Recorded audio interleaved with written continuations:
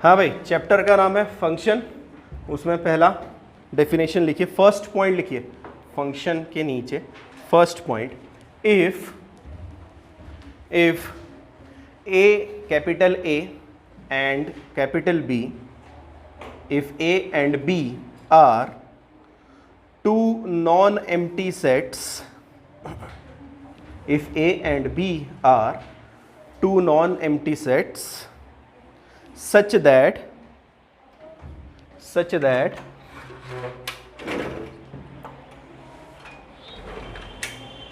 each element of A, such that each element of A is associated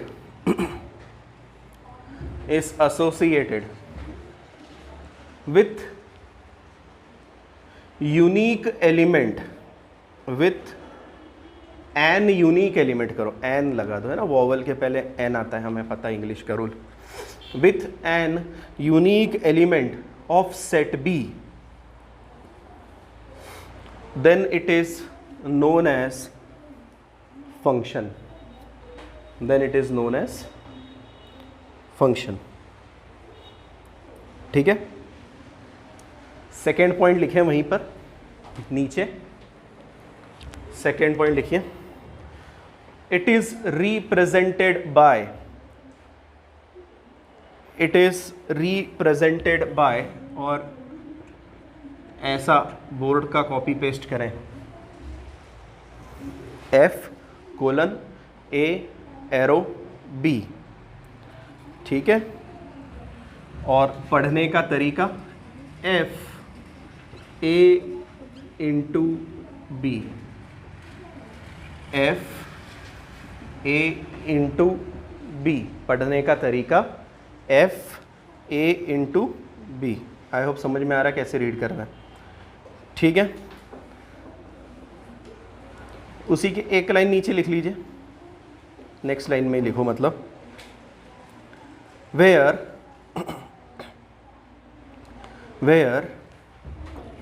A equal to domain and B equal to codomain, B equal to codomain, लिख लो, मैं सारी चीज़ समझाऊंगा, tension मत लो। Fourth point, third point, या फिर जो भी डॉट वॉट लगा रहे हो, हैशटैग लगा रहे हो, आगे लिखे नेक्स्ट पॉइंट में, domain is equal to input, input, ऐसा डोमेन का मतलब होता है इनपुट, डोमेन का मतलब होता है इनपुट, कोडोमेन, होशियार लोग आगे मत लिखें, codomain is not equal to output. मुझे लगा था कुछ लोग आउटपुट लिख लेंगे, इसलिए पहले ही बता दिया, होशियार लोग रुक जाएं।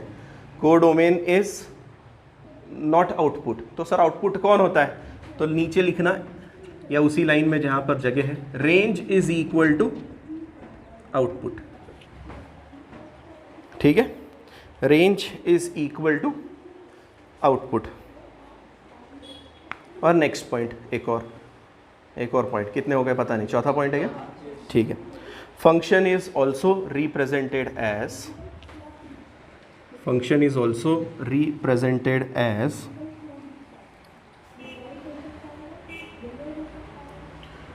y is equal to f bracket में x, y is equal to f bracket में x, है ना, पहले इसका मतलब समझा देंगे। अच्छा, रीड कैसे करते हैं, y is equal to f of x, क्या बोलते हैं हम इसे, f ऑफ x, मतलब y is function of x, y is function of x, ठीक है, मतलब y को हमने x के फॉर्मेट में एक्सप्रेस किया है। एग्जाम्पल से थोड़ा सा समझते हैं, जैसे कि कल मैंने लिख दिया y is equal to f of x और इक्वल टू में लिखा x प्लस 1, इसका मतलब y is expressed in the form of x plus 1, मतलब x के फॉर्मेट में एक्सप्रेस किया है। जब x दुनिया में आएगा y दुनिया में आएगा। क्या मेरी बात समझ में आ रही है? अगर x की जगह मैंने 1 रखा तो y का आंसर, अरे 1 प्लस 1 2, x की जगह मैंने 1 रखा तो y की जगह कितना आएगा 2, पक्का। मैं लिख रहा हूँ, टेबल बना रहा हूँ, तुम पे भरोसा ही नहीं। x की जगह मैंने 1 रखा तो y में कितना आंसर आया 2, x की जगह 2 रखा 3, x की जगह 3 रखा 4। अच्छा, ये इनपुट का मतलब क्या होता है, जहाँ पे वैल्यू रखते हो ना पहले इनपुट का मतलब जहाँ पर, अरे सामान्य भाषा में बताओ ना, इनपुट मतलब जहाँ पर वैल्यू रखते हो। आपने कहाँ पर वैल्यू रखी, सबसे पहली x पर रखी, मतलब x वॉज योर इनपुट और आउटपुट क्या आया 2, मतलब y आपका क्या था आउटपुट। दैट मीन्स आपकी डोमेन कौन हो गई x, आपका रेंज कौन हो गया y। क्या समझ में आ गया है ना? वापस से बताते हैं, डोमेन का मतलब इनपुट। जब किसी फंक्शन में आप वैल्यू पटकते हो, इनपुट उसे हम कहते हैं डोमेन। वैल्यू रखने के बाद में आंसर आता है उसे जो हम कहते हैं रेंज। डोमेन मतलब बेटा x की वैल्यूज़, डोमेन का मतलब साधारण भाषा, रेंज का मतलब आउटपुट। x की वैल्यू रखने के बाद जो आंसर आएगा वो तेरा रेंज। जैसे कि वापस से बात करते हैं, मैंने लिखा y इज इक्वल टू, सोच के x² - 1, मैंने x की जगह पे 1 रखा है ना, ध्यान से सुनना, x की जगह पर 1 रखा, y का आंसर कितना आएगा पहले बताओ 0। डोमेन इधर देख रहा है शुभ, डोमेन रेंज। अच्छा, y की जगह 2 रखा 3 आ जाएगा, y की जगह 3 रखा 8 आ जाएगा, है ना? बाकी तुम्हें समझ में आ रहा है कैसे कैलकुलेट कर? हाँ ना बच्चा, ये लीनियर हुआ, ये क्वाड्रेटिक हुआ, ठीक है। इसलिए मैंने बोला ना, अभी मैं पूरा डीप में नहीं जा रहा हूँ। अभी आप इतना समझ गए, क्या क्या समझा है? फंक्शन क्या होता है, फंक्शन ए सेट से बी सेट की तरफ अगर जा रहा है, उसमें से जो पहला वाला नमूना जिससे एरो छूटा, जिसने एरो मारा, जिसने तीर छोड़ा, वो डोमेन में, जिसको तीर जाके लगा वो सेट को डोमेन है। यहाँ पर देखो, यहाँ पर है, यहाँ पर इस जगह पर फाइनली जो आउटपुट आता है उसको हम क्या कहते हैं? रेंज। जिसको तीर लगेगा वो सारे रेंज में, ऐसा बोलते हैं ना हम, रेंज में आना, है ना? तुम्हें रेंज में बेटा, मैं तेको मार के बताता हूँ। तो रेंज में आना मतलब आपको जाके तीर लग गया, जिस दिन तीर लगा आप रेंज में आ गए, ठीक है। अब इसी कहानी को थोड़ा सा प्यार से समझने की कोशिश कर रहे हैं, ठीक है। तो मुझे बताएं, है ना, अगर कल बात करें हम, नीचे दूध वाले भैया है ना अपने, उनको हमें फंक्शन समझाना है। क्या समझाना है? फंक्शन समझाना है। और तुम जाके बैठ गए उनके पास कि सर आज हम फंक्शन पढ़ेंगे। तो फंक्शन नाम सुनते ही आपके दिमाग में क्या आता है, पहले ये बताओ। हाँ, काम, अरे अच्छा काम करना होता है ऐसा? अरे फंक्शन नाम सुनते ही आपके दिमाग में पता है क्या आता है? खाना। खाना नहीं आता? अबे हर फंक्शन में अलग अलग टाइप का खाना नहीं बनता। मतलब चलो मान लिया मैंने तुमको बोल दिया है ना कि यार कल 12th वालों की सेंड ऑफ पार्टी है, बहुत बड़ा फंक्शन रखा है। सुनो वापस से, कल 12th वालों का सेंड ऑफ पार्टी है और मैंने एक बड़ा फंक्शन रखा है, आप आना ज़रूर। तो तुम आओगे और वहाँ पे खाना नहीं रहा तो क्या बोलोगे? क्या बोलोगे? ये क्या फंक्शन है बे, खाना ही नहीं था है, इसको कोई फंक्शन बोलता है क्या?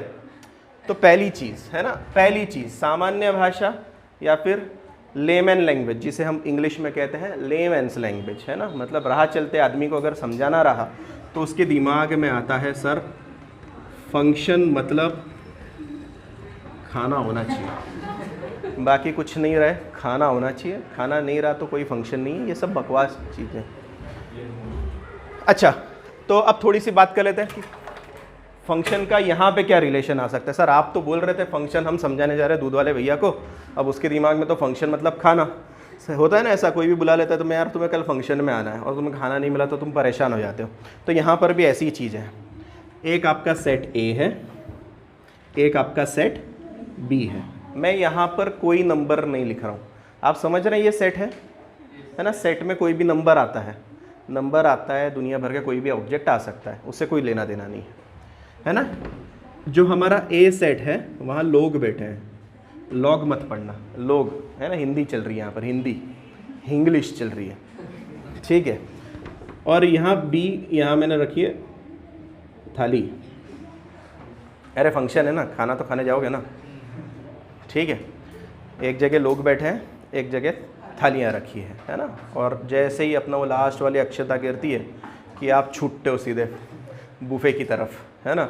और जैसे बूफे की तरफ जाते हो, अब सुनो, ये बंदा गया, थाली उठाई, खाना खाया, ये गया, थाली उठाई, खाना खाया, ये गया, थाली उठाई, खाना खाया। कैसा फंक्शन था? मस्त था सर। क्या था? सब लोगों ने खाना खाया सर, सब लोगों ने खाना खाया। फिर होता है ना कुछ 3 इडियट्स जैसे, एक्सपेरिमेंट करने जाते हैं साइंस की तरफ से, तो ऐसे 3 इडियट्स, 3 दोस्त एक थाली से खाना खा रहे, तुम्हारा कुछ प्रॉब्लम है? एक बात बता, तू मुझे बता, तुझे प्रॉब्लम है क्या? शुभ यहाँ बैठा है, शुभ को खाना मिल रहा है, तुझे प्रॉब्लम है क्या? तुझे प्रॉब्लम है क्या? पहले बता, मेरा क्वेश्चन का आंसर दे। मेरे सारे क्वेश्चन का आंसर देना है तुम्हें, इसके बिना नहीं समझ में आएगा। मैं क्या क्वेश्चन पूछ रहा हूँ? यहाँ शुभ बैठा है, शुभ को खाना मिल गया, कोई प्रॉब्लम है? ये 3 दोस्त एक थाली से खाना खा रहे, तुम्हें कोई प्रॉब्लम है? नहीं ना, फंक्शन है ना, फंक्शन है। पर ऐसा हुआ, यश गया और इधर थाली ही नहीं है। अबे क्या फंक्शन था? अबे ये फंक्शन था, खाना ही खत्म हो गया था, समझ रहे हो? यश गया और सामने थाली नहीं बची, और थाली नहीं बची तो तुम क्या बोलोगे? बकवास फंक्शन था बे, थालियां ही खत्म हो गई, ये कोई फंक्शन होता है क्या? तो आपने उसे फंक्शन कहने से मना कर दिया। कब मना किया? जब थाली नहीं मिली। अगर अंग्रेजी या मैथमेटिक्स की भाषा में कहे, शुभ मैथमेटिक्स की भाषा में कहे, सेट ए के एलिमेंट के लिए वहाँ पर कोई जोड़ी नहीं रही, तो हम मना कर देते हैं उसे फंक्शन कहने से, ठीक है। वापस से बात करते हैं। यहाँ पर जो पहले नमूने आते हैं, ध्यान से सुनना, यहाँ से ये एरो जा रहा है, जिन जिन नमूनों से एरो छूटा है वो सारे डोमेन में आते हैं। क्या मेरी बात समझ में आ रही? जिन जिन लोगों ने तीर मारे हैं वो सारे डोमेन में आते हैं। जिन जिन लोगों को तीर जाके लगा है वो रेंज में आते हैं। जिन जिन लोगों को तीर जाके लगा है रेंज में आते हैं, ठीक है। थोड़ा सा डीप में जाते हैं। इसे कहते हैं इमेज, इसे कहते हैं प्री इमेज, हमने पढ़ा था सेट्स में शायद से। इसे कहते हैं इमेज, इसे कहते हैं pre image, image pre image. तो अब अगर आप टेक्स्ट बुक में कभी चले जाओगे तो टेक्स्ट बुक में थाली और खाना तो नहीं रहने वाला है, तो टेक्स्ट बुक वाला आपसे क्या कहेगा? टेक्स्ट बुक वाला कहेगा if there is a single element in set A which does not have any image in set B. देखो इंग्लिश में जाते ही हम हक्के बक्के हो जाते हैं, पर फिर भी, क्या मेरी बात समझ रहे हो? सेट ए में कोई एक भी एलिमेंट रहा जिसकी कोई भी इमेज नहीं है तो हम उसे फंक्शन कहने से मना कर देते। This is not a function sir, this is not a function, है ना। अब मैं आपके लिए 4 डायग्राम बना रहा हूँ, है ना। चलिए, ये चारों डायग्राम बनाने के लिए बोले थे, आपने बना लिए। पहले वाले के पास आते हैं, है ना। मुझे बताना है फंक्शन है या नहीं है ना। तो जैसे ये एक बंदा एक थाली से खाना खा रहा है, सब लोग पेट भर के खाना खा के गए, कैसा फंक्शन था सर? बढ़िया फंक्शन था, ये फंक्शन है। मैं फंक्शन को fxn से दिखाऊंगा, मैं फंक्शन को fxn से दिखाऊंगा, ठीक है। यहाँ आए, सब लोग खाना खा के गए क्या? 3 दोस्त एक थाली से खाना खा रहे, तुम्हें कोई प्रॉब्लम है? नहीं। 2 दोस्त एक थाली से खाना खा रहे, तुम्हें कोई प्रॉब्लम है? नहीं सर, कोई प्रॉब्लम नहीं सर, फंक्शन है। ये लोग खाना खाने आए, इसको थाली ही नहीं मिली, सर फंक्शन नहीं है सर, नथी, फंक्शन नहीं है, ठीक है। अब ध्यान से सुनना, है ना। यहाँ पे तो फंक्शन, यहाँ पर थाली बच गई, तुम्हें कोई प्रॉब्लम है क्या? फंक्शन है, लोग पेट भर के खाना खा के गए ना, थाली बची, तुम्हें कोई प्रॉब्लम है क्या? थाली बची, तुम्हें कोई प्रॉब्लम नहीं है sir, this is a function. मैंने ये चारों केसेस इसलिए लिए, इसमें एक और केस बाकी है वो बना देता हूँ फिर भी, है ना। सारे लोग खाना खा के गए, एक बंदा एक थाली, सर फंक्शन है, मस्त फंक्शन है। दो दोस्त एक थाली से खाना खा रहे, तीन दोस्त एक थाली से, हमें कुछ नहीं, हम सबको खाना मिल रहा है sir, yes it is a function. Sir थाली बच गई, कोई फ़र्क नहीं पड़ता। सर थाली बच गई, कोई फ़र्क नहीं, खाना मिला है ना, थाली बचने दो। इधर लोग बच गए, सर थाली नहीं बची, नहीं सर फंक्शन ये नहीं चलेगा, है ना। तो this is not a function. यहाँ पे थाली बच गई, सर नॉट अ फंक्शन। अब इसी को थोड़ा सा एक और डायग्राम को चेंज कर रहा हूँ मैं, ठीक है। इस डायग्राम में ये बैठा हुआ है, यहाँ पे दो लोग हैं, है ना। ये अपने बेचारे थाली से खाना खा रहा है, ये है ना, ये स्पेशल है लास्ट वाला, ये वो होता है ना जिनको स्वीट डिश पसंद रहती है और ख़त्म हो जाती है। उधर देख और इधर से गुलाब जामुन। ये जो बंदा है ना, ये खुद की थाली से तो खा ही रहा था, आपकी थाली से भी खाना खा रहा है। अगर आप कहीं पे चले गए फंक्शन में और एक बंदा बैठा है अपनी थाली से खाना और आपकी थाली में से उठा के खा रहा है, अबे क्या फंक्शन था, अबे खुद का तो खा रहा था, मेरी भी थाली में हाथ डाल रहा था, क्या ये फंक्शन है? नहीं सर, ये फंक्शन नहीं है, ये फंक्शन नहीं। किसी को लग रहा होगा तो मेरी कोई दिक्कत नहीं भैया, आपको ऐसे फंक्शन अच्छे लगते होंगे या आप ही उसमें से होंगे तो मुझे नहीं पता, पर ये फंक्शन नहीं है। अगर एक बंदा दो दो थाली से खाना खाए, ये फंक्शन नहीं। यहाँ लिख लें, लिखना चाहे इंग्लिश में हिंदी में लिख लें, एक बंदा दो थाली खाना खा रहा है, नहीं चलता। हाँ जी बोलिए, यहाँ तक समझ में आया? फंक्शन कब कब नहीं होगा, सुनना, जब थाली नहीं बची तब फंक्शन नहीं होगा, जब एक बंदा दो दो थाली से खाना खा रहा है तब फंक्शन नहीं होगा, बाकी सारे केसेस में फंक्शन होंगे। ठीक है, यहाँ तक किसी को फंक्शन समझने में दिक्कत?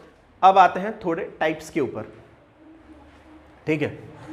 एक बंदा एक थाली से खाना खा रहा है, दिख रहा है सबको, इस फंक्शन को हम कहते हैं वन वन फंक्शन। क्या कहते हैं? One one function. एक बंदा एक थाली से खाना खाए, one one function.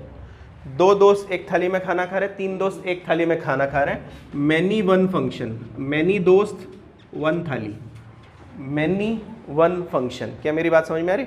One one many one, ये कौन सा है? ये वन वन है सर, ये फंक्शन ही नहीं है, इसको तो भगा ही दो, इसमें कुछ नहीं करना हमको। अच्छा ये वन वन है?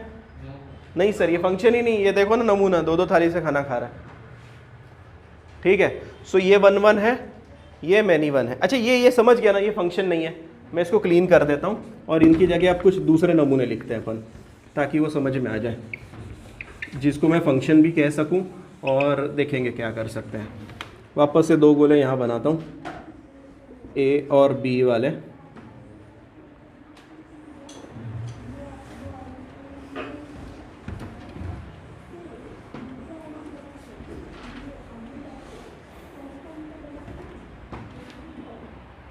ठीक है, इसकी वजह से कोई ज़रूरत नहीं थी, ये तो बन जाएगा, छोड़ो रख देते ए और बी। अच्छा ये फंक्शन है क्या, पहले ये बताओ। दो दोस्त एक थाली से खाना खा रहे हैं, हर बंदे को थाली मिल रही है, थाली बच रही है, हमें कोई दिक्कत नहीं है, ये फंक्शन है। ये फंक्शन है, हाँ सर, एक बंदा एक थाली, थाली बच रही, हमें कोई दिक्कत नहीं है। अब ध्यान से सुनना, वन वन मैनी वन, ये मैनी वन है वन वन है? मैनी वन है सर। कहीं पर भी दो दोस्त एक थाली से खाना खाते दिख जाए, मैनी वन है। ये वन वन है मैनी वन है? वन वन है, बेहतरीन। आप समझ गए वन वन का तात्पर्य, वन वन फंक्शन, ठीक है। अब थोड़ा सा आगे बढ़ते हैं, है ना। यहाँ पे थाली बच गई। एक रहता है ना फंक्शन में, शादियों में, एक बंदा थाली काउंट करने के लिए रहता है, कहीं वो केटरिंग वाले ने ज़्यादा तो नहीं डाल दिया, है ना। तो वो क्या करता रहता है ना, कि जो थाली यूज़ नहीं हुई उसको साइड में रख देता है कि बेटा इसका रेट मत लगाना तू, है ना। तो ये थाली यूज़ हुई क्या? नहीं, उसने ऐसा मार्किंग कर दिया कि नहीं ये यूज़ नहीं हुई। ये मैथ्स में इस साइन का मतलब क्या होता है पहले बताओ?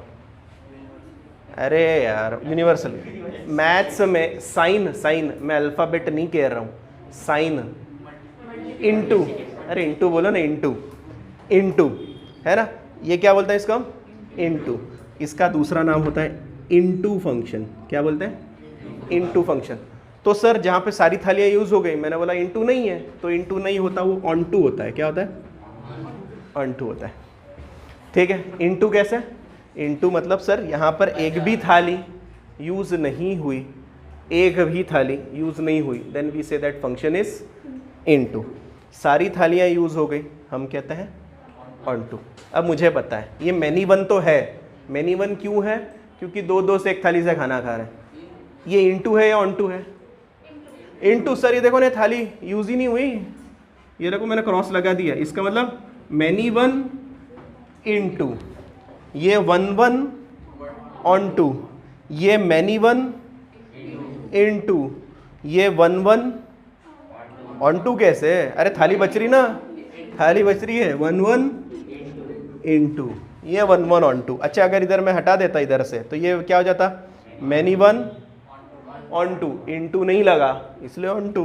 अरे देखो कितना, अरे इससे कोई समझाएगा कि तुमको इतनी इजी भाषा में। फंक्शन के भिन्न भिन्न प्रकार, क्या क्या पढ़ा था हमने फंक्शन में, पढ़ा था पहली चीज़, हर x के लिए एक y होना चाहिए। अगर आपको याद आ रहा होगा, मैंने लिखा था डोमेन में आता है x और इधर आता है y। हर x के लिए एक y होना चाहिए, तभी हम उसे फंक्शन कहते हैं। 2 या 3 x की वैल्यू एक ही आ रही है तो भी हम उसे फंक्शन कहते हैं। अगर x की कोई भी इमेज नहीं बन रही है सामने तो वो फंक्शन नहीं है। या फिर कोई x दो दो वैल्यूज़ ले रहा है तो भी वो फंक्शन नहीं है। और अगर कोई y बच रहा है तो उससे कोई फ़र्क नहीं पड़ता है। अब थोड़ा डोमेन रेंज भी समझ लेते हैं यहीं पर।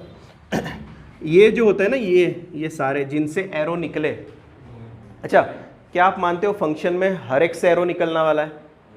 है ना, अभी थोड़ी देर पहले बोला हर x के लिए एक y होना चाहिए, मतलब हर x से एक एरो तो निकलेगा, मतलब ये पूरा का पूरा सेट डोमेन बनेगा। ये पूरा का पूरा सेट कौन था हमारे भाषा में, a था। इसी को हमने a को हमने क्या बोला था कल, डोमेन। याद आ रहा है, अभी थोड़ी देर पहले हमने लिखा डोमेन। अब ध्यान से सुनना, जिनको एरो जाके लगा वो आता है रेंज में, मतलब जो थालियाँ इस्तेमाल हुई हैं वो आती हैं रेंज में। तो सर ये पूरा बी सेट कौन होता है, मैंने बोला कोडोमेन। क्या होता है, कोडोमेन। अच्छा ये कोडोमेन होता है।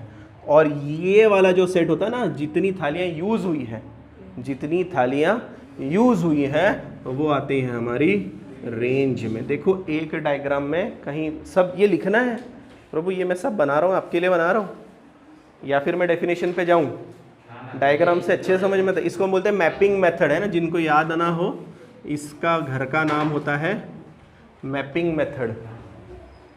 ठीक है, ये आपके लिए बना रहे हैं मैं, तो प्लीज़ लिखें इसको। ये one one onto, many one into, into क्यों है, क्रॉस लगाएं, ऐसा हमें पेपर में नहीं लगाना है, पर बताने के लिए कि ये क्रॉस लगा इसलिए इनटू बोला सर ने। ठीक है, ये many one onto function है नहीं है, ये भी आपको बना के बताना है। ये इसलिए इतनी सारी बकवास लिख रहा हूँ मैं आपके लिए, ऐसा मत करो। और डोमेन, कोडोमेन, रेंज, ये सारी चीज़ें मेंशन आउट करिए वहाँ पर। डायग्राम बन गया ना, डायग्राम के नीचे या फिर नेक्स्ट पेज पर जहाँ पर भी है, नेक्स्ट पॉइंट लिखिए, y is equal to f of x equal to x plus one. और वहाँ पे लिख लीजिए आगे x belongs to a, y belongs to b। a लिखिए 1 2 3 4, b लिखिए 2 3 4 5 6। ठीक है, और फंक्शन क्या दिया था मैंने, y is equal to x plus one, f of x is equal to x plus one. F of x तो आपके लिए बना है कि आपको पता चले ये फंक्शन ऑफ एक्स है। ठीक है, लिख लिया इतना। अब ध्यान से देखो, y is function of x, y is x plus one. X कहाँ से आ रहा है सर, a सेट से, y कहाँ से आ रहा है, b सेट से। इन शॉर्ट ये फंक्शन कहाँ से कहाँ तक है, a से b तक वाला फंक्शन है। अब फंक्शन को दिखाने के प्रकार जो मैंने पहले दिखाया था आपको, ये कहते हैं हम इसको मैपिंग मेथड, है ना। मैंने आपको बोला था यहाँ पर है a सेट, यहाँ पर है b सेट, ये दोनों रिलेटेड है x प्लस 1 से। यहाँ पर बैठा हुआ है 1 2 3 4, यहाँ बैठा है 2 3 4 5 6। 1 का एरो किसको जाके लगेगा? 2 को, 2 का, 3 को, 3 का, 4 को, 4 का, 5 को, 6 बच गया। आपको कोई दिक्कत है? नहीं सर, ये थाली बच गई, कोई दिक्कत नहीं हमें। ठीक है, तो मतलब ये फंक्शन है, कैसा फंक्शन है?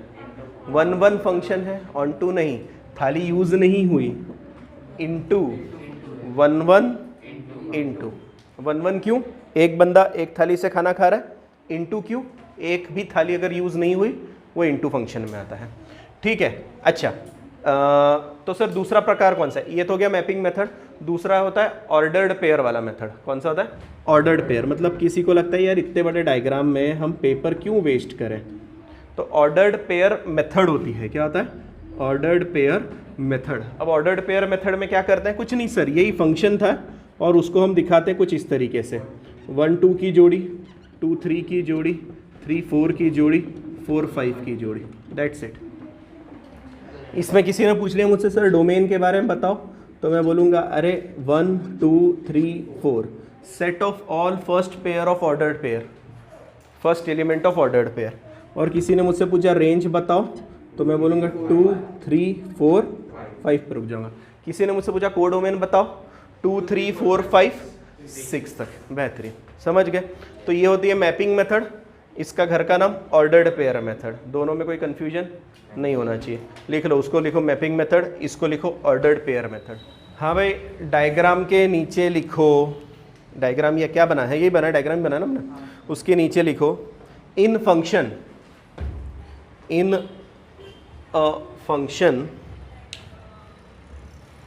First point,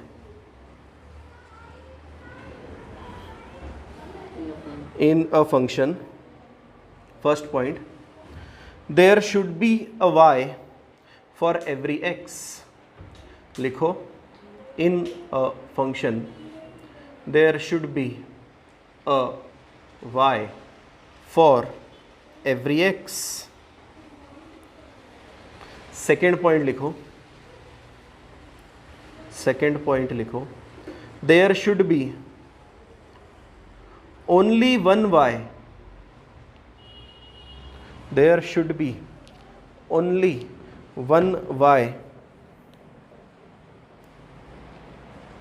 for every x। and third point,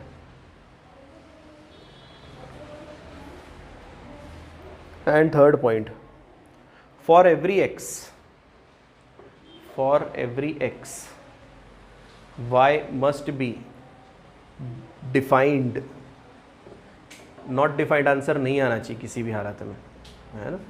y must be defined, नहीं तो तुम बोलेगा सर नॉट डिफाइंड आंसर था, मैंने रेंज में नॉट डिफाइंड रख दिया। नहीं, नॉट डिफाइंड नहीं चलता sir.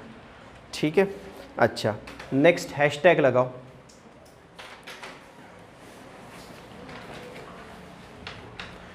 Hashtag finding,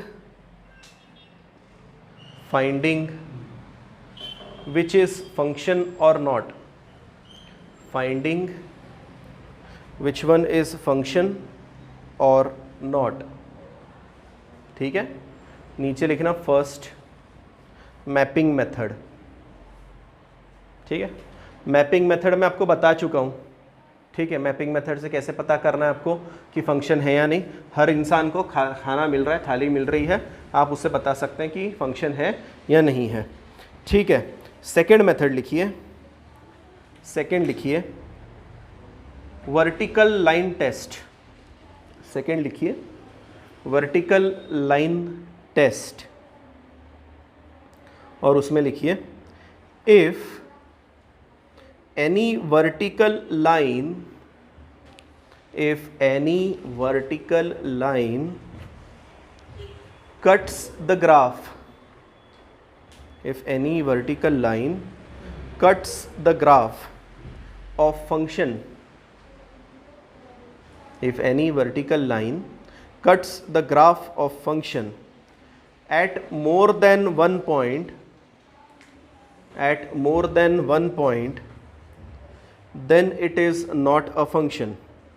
more than 1 point, then it is not a function, full stop, आगे लिखें for a function line must intersect at one point only. ठीक है, for function line must intersect with one point only, at one point only, with नहीं, at one point only. ठीक है, अब थोड़ा सा ग्राफ पढ़ा देता हूँ, है ना, अभी एकदम से समझ में नहीं आएगा। लीनियर की जो बात करी थी, है ना, शुभ ने बात करी थी लीनियर, ये लीनियर फंक्शन होता है x+1। ठीक है, और लीनियर का ग्राफ बनता है स्ट्रेट लाइन, साधारण भाषा में कहें लीनियर फंक्शन, इसे हम लीनियर कहते हैं, बाद में हम पढ़ने वाले हैं। लीनियर का ग्राफ बनता है स्ट्रेट लाइन। मैं ये ग्राफ बना रहा हूँ स्ट्रेट लाइन। वर्टिकल लाइन कैसी होती है, ऐसी या ऐसी? Standing line, sleeping line? Standing line. Okay, standing line is vertical line. मैं यहाँ पर एक स्टैंडिंग लाइन बना रहा हूँ। कितनी जगह पे कट करा ग्राफ को? एक जगह। अबे कहाँ दो जगह? ये नहीं, ये एक्स एक्सिस है भैया, इसको कट करने से कोई फर्क नहीं। ग्राफ कौन है सर? ये ग्राफ है, ये ग्राफ है ना, दिस इज योर ग्राफ। हाँ, कितनी जगह पे कट करा? एक जगह पे कट कर। कहीं और कट मार के देखते हैं, कट मारने की आदत है अपने। एक जगह पे, अरे एक जगह ना, एक लाइन ने एक जगह कट मारा, कहाँ दो दिख रहे? एक लाइन, अंग्रेजी भाषा समझे शुभ। एक वर्टिकल लाइन ग्राफ को कितनी जगह पे कट कर रही है? एक लाइन ग्राफ को, ये देखो वापस अभी भी दो पर ही अटका है। कैसे दो पर है प्रभु? ये ग्राफ है, ये दिख रहा है, ये ग्राफ, ये एक्स एक्सिस है, ये एक्स एक्सिस होती है, वाई एक्सिस होती है ना, ये ग्राफ होता है। कितनी जगह कट किया? एक जगह। ये फंक्शन है। ठीक है, अब दूसरा ग्राफ बना रहा हूं मैं। ठीक है, ठीक है, और मैं यहाँ पर एक वर्टिकल लाइन ड्रॉ कर रहा हूँ। कितनी जगह कट करी? तो आप फटाक से बोल दोगे फंक्शन है, पर मैंने बोला नहीं, रुको, पड़ोस में कट मार के देखो ना, कितनी जगह कट मारा, मतलब एक से ज़्यादा, और एक से ज़्यादा कट होते ही हम क्या बोल देंगे? Sir it is not a function. तो आपको चेक करना है कहाँ पर आप वर्टिकल लाइन ड्रॉ कर रहे हो। ठीक है, वर्टिकल लाइन ड्रॉ करने से ये पता चलता है कि एक एक्स की ज़्यादा वैल्यूज़ आ रही हैं। ज़्यादा वैल्यूज़ का मतलब समझते हो? एक बंदा दो दो तीन तीन थाली से खाना खा रहा है, और इसीलिए हम इसे फंक्शन कहने से मना कर देंगे। किसी को साइन का ग्राफ पता है? साइन एक्स का ग्राफ धर्मेश्वर ने कुछ, ये होता है साइन एक्स का ग्राफ, ऐसा साइनोसाइडल वेव कहते हैं। मैं इसको कट मार रहा हूँ, कितनी जगह कट मारेगा? कट मार रहा हूँ, एक। अरे एक लाइन कितनी जगह पे कट मार रही है? 2 3 4। एक लाइन कितनी जगह पे कट मारी? एक लाइन कितनी जगह कट मारी? एक जगह पर, है ना। मेरा क्वेश्चन सिंपल है, एक लाइन ने कितनी जगह कट मारा? 2 3 4 कट मत बोले, ऐसे तो 50 कट मारा देंगे। एक लाइन कितनी जगह की? ये वाली लाइन ने कितनी जगह कट मारा? एक। ये वाली ने एक, ये वाली ने, ये वाली ने, अब ऐसा पूछता हूँ, ये वाली छोटे बच्चे से, ये वाली एक, इट इज़ अ फंक्शन। ये वाली ने, पर सर ये वाली ने, sir this is not a function. ठीक है, तो ये वाला ग्राफ फंक्शन नहीं है, वो वाले दोनों ग्राफ फंक्शन है। ये वाला डायग्राम बनाओ, वो वाला डायग्राम बनाओ, और कृपया करके इनको x और y नाम दे, नहीं तो तुम उसे ग्राफ में काउंट करोगे। ठीक है, इसे कहते हैं हम वर्टिकल लाइन टेस्ट। देखो भाई, फंक्शंस के प्रकार याद रखने का तरीका, लिएट रूल, है ना। कैसे याद रखते हैं? LIATE rule. L for logarithmic, I for inverse, A for algebraic, T for trigonometric, E for exponential.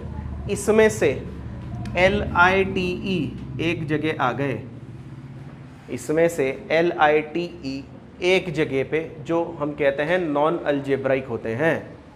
ठीक है, और अल्जेब्राइक ने अपनी अलग से एक ब्रांच बना ली। ठीक है, बहुत बड़ी। उसमें आता है polynomial function, rational function, irrational function, piecewise, ये पीस वाइज आगे जाके और बड़ा हुआ और उसने बनाया मॉड्यूलस फंक्शन।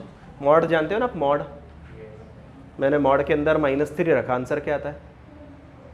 अबे ये नहीं पता तुमको? अभी ये पता, ये मॉड कंप्यूटर, ऐसा कौन से कितने मॉड पढ़े हो तुमने? मॉड ऑफ -2 नहीं पढ़ा है? 2 आता है, अरे 2 आता है। मॉड सबको पॉजिटिव करता है, ठीक है, चलो कल बात करेंगे हम इसके ऊपर, अभी नहीं। पॉजिटिव होता है ना मॉड। मॉड्यूलस फंक्शन, सिंगम नहीं, सिग्नम फंक्शन, वैसे हम सिंगम ही पढ़ेंगे। Signum function, this is signum function. This is GIF है ना, GIF वो आपकी GIF फाइल आती वो नहीं। This is greatest integer function, GIF, greatest integer function. वो GIF फाइल आती वो नहीं है ना, ये GIF है, greatest integer function. This is FPF,